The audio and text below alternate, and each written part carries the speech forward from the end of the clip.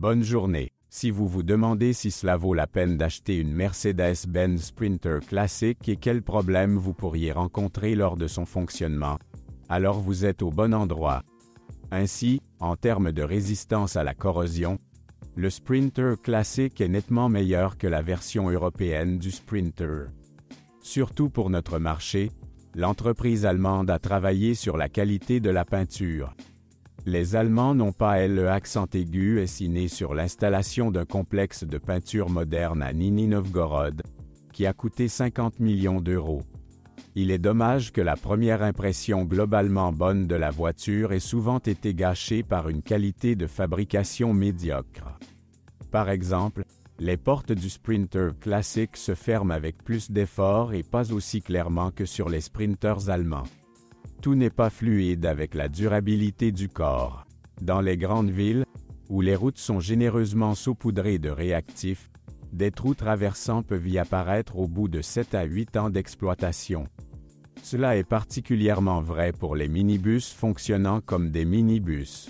En raison du changement constant de température dans la cabine et de l'humidité élevée, le processus de corrosion est encore plus rapide.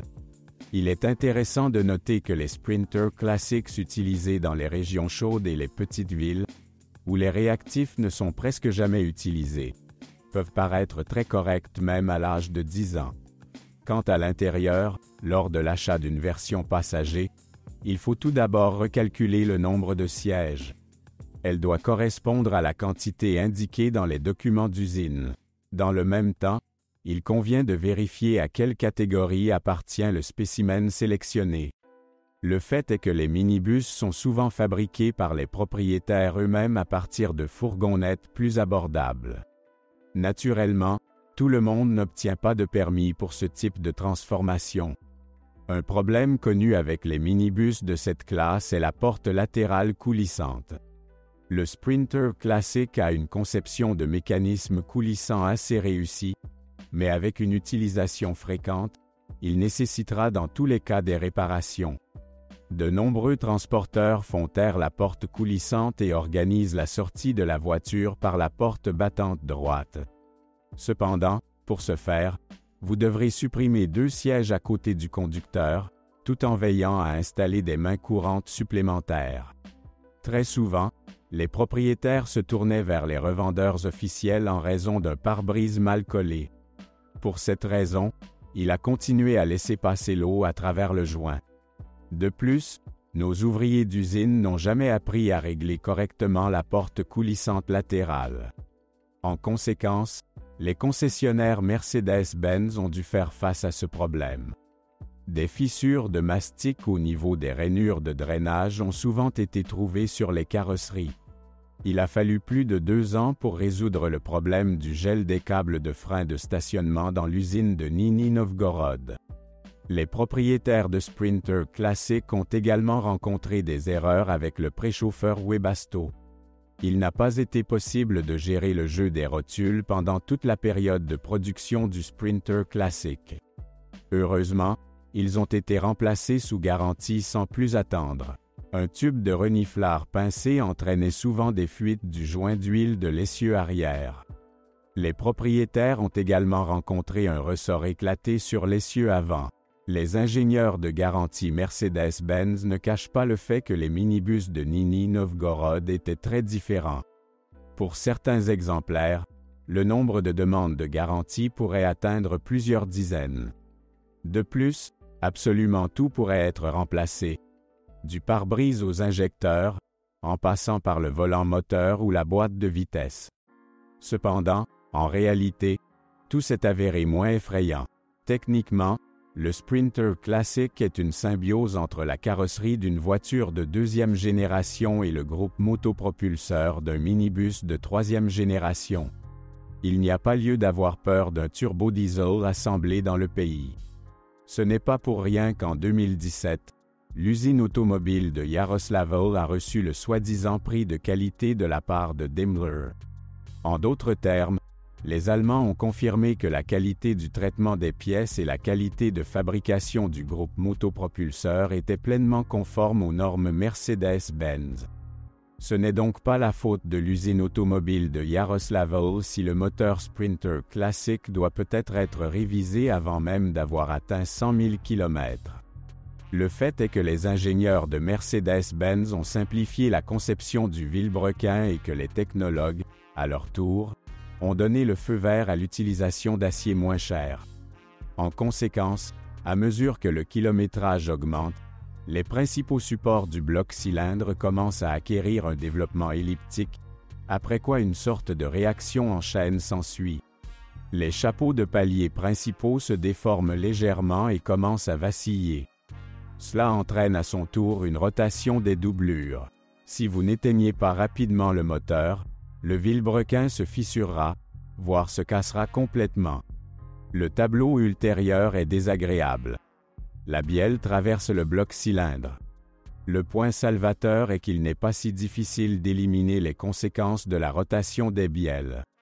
Vous devrez payer séparément les pièces de rechange nécessaires et le retrait du groupe motopropulseur. Et de manière générale, nos mécaniciens connaissent très bien les moteurs Sprinter classiques. Le fait est qu'en 1983, un moteur diesel de 2 litres de la série OM601 est apparu sur la berline Mercedes-Benz 190. Au fil du temps, il est devenu plus complexe et a acquis un turbocompresseur, après quoi l'indice du moteur est devenu OM611. Même plus tard, lorsque l'unité a commencé à se conformer aux normes Euro 4, l'indice est à nouveau devenu OM646. Mais si nous parlons des dimensions de base du bloc cylindre et du vilebrequin, elles restent les mêmes pour le moteur 4 cylindres. En termes de fiabilité, les moteurs diesel 5 cylindres semblent préférables. En raison du plus grand nombre de roulements, les roulements du vilebrequin sont moins sollicités. Malheureusement, seul le Sprinter allemand de deuxième génération, dont la production a pris fin en 2006, pouvait avoir 5 cylindres sous le capot. D'autre part, de nombreux transporteurs ont prouvé par leur propre exemple qu'un 4 diesel peut parcourir 300 à 500 000 km sans problème sérieux. Il existe de rares cas où les moteurs ont résisté jusqu'à 1 million de kilomètres sans réparation majeure.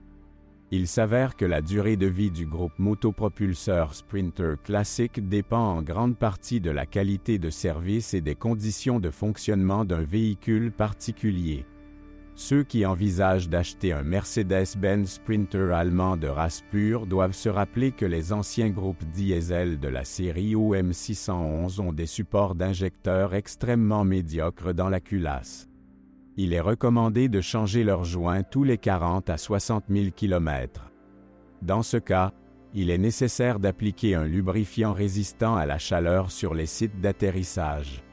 Si ces conseils sont négligés, après 120 à 150 000 km, les injecteurs resteront bloqués, après quoi, si le démontage échoue, vous devrez débourser de l'argent pour acheter un nouveau couvercle de soupape. De plus, il n'est pas du tout difficile d'abîmer la culasse. Si le moteur, 611, commence à fumer et perd sensiblement sa poussée, il ne faut pas condamner sans équivoque les injecteurs ou le turbocompresseur. Tout d'abord, il est préférable de procéder à une inspection approfondie de l'entraînement des volets du collecteur d'admission. Quant au turbocompresseur, il ne s'use sur tous les moteurs Sprinter qu'après environ 240 à 250 000 km. Autre similitude entre les deux ensembles. Les bougies de préchauffage, ainsi que les injecteurs, doivent être dévissés au moins tous les 50 000 km puis mis de la pâte thermique. Sinon, les bougies d'allumage deviendront acides, après quoi elles devront être percées lors de leur remplacement. La boîte de vitesse Mercedes-Benz Sprinter classique, contrairement au groupe motopropulseur, peut être considérée comme presque un standard de fiabilité. La seule chose qui peut tomber en panne est le câble d'entraînement du joystick. Avec des commutations fréquentes, il tombe en panne. Plusieurs scénarios sont possibles. Soit les câbles s'effilochent, soit la fourche elle-même se casse. Heureusement, l'accès à la fiche est excellent, ce qui permet de la réparer rapidement et à moindre coût. Le temps nécessaire à la réparation de la fourche dépend directement des conditions de fonctionnement. Dans les taxis minibus, la fourche ne peut parfois même pas supporter 70 000 km. Sur les mêmes minibus utilisés dans le transport interurbain, la même pièce peut facilement supporter 150 000 km. La situation est similaire avec l'embrayage. Avec une utilisation majoritairement urbaine, le disque d'embrayage mené dure de 50 à 100 000 km. Dans le même temps, il existe de nombreux exemples où le disque entraîné a résisté à 200 000 km. Il n'y a aucune plainte concernant l'essieu arrière et la transmission à cardan. Cela distingue particulièrement le Sprinter de deuxième génération de son successeur, qui s'est avéré être une voiture très problématique en termes de fiabilité de la transmission. Là, les roulements de suspension ne peuvent parfois pas supporter 30 000 km et les traversent 70 000 km. Pendant ce temps, dans le Sprinter classique, ces mêmes pièces sont considérées comme presque éternelles. À première vue, la suspension avant du Sprinter classique ressemble beaucoup à celle d'une voiture. Même bras emboutis, jambes d'amortisseur conventionnelles et mécanismes de direction à crémaillère et pignon. Mais si vous regardez attentivement, il n'est pas difficile de remarquer les différences sous la forme d'un puissant ressort transversal. Mercedes affirme que ce système permet de retirer les passages de roues sous les pieds, créant ainsi un plancher plat dans l'habitacle et maintenant une capacité de charge élevée. Dans le même temps, sur notre Sprinter classique, les Allemands ont initialement renforcé les amortisseurs et les barres anti-roulis. De plus, avec tous ces changements, les ingénieurs ont réussi à maintenir une conduite acceptable. Et plus la charge est importante, plus le minibus allemand devient confortable. La suspension arrière est à ressort. Cependant, si vous le souhaitez, vous pouvez en trouver un exemplaire avec des airbags. Ces derniers n'ont pas été officiellement installés en usine, mais des artisans les ont installés sur le Sprinter classique en quelques heures seulement. Les amortisseurs avant sont les premiers à être utilisés dans la suspension avant. Ils peuvent supporter environ 100 000 km. Les roulements de roues ont une ressource similaire. Le détenteur du record de la suspension Sprinter classique est la suspension à billes, qui peut durer jusqu'à 300 000 km. Vous pouvez également les remplacer vous-même. Cela est tout à fait vrai en ce qui concerne les blocs silencieux. Le Mercedes-Benz Sprinter classique est généralement de conception assez simple. Ainsi, pour de nombreuses opérations, vous n'avez pas besoin de vous rendre au centre de service. Par exemple, pour remplacer les plaquettes qui, sur les minibus urbains, doivent être changées tous les 15 à 20 000 km. Aucun problème avec cela. Contrairement à la croyance populaire concernant le coût élevé des pièces de rechange pour les voitures Mercedes-Benz, les consommables du Sprinter classique coûtent tout à fait raisonnablement.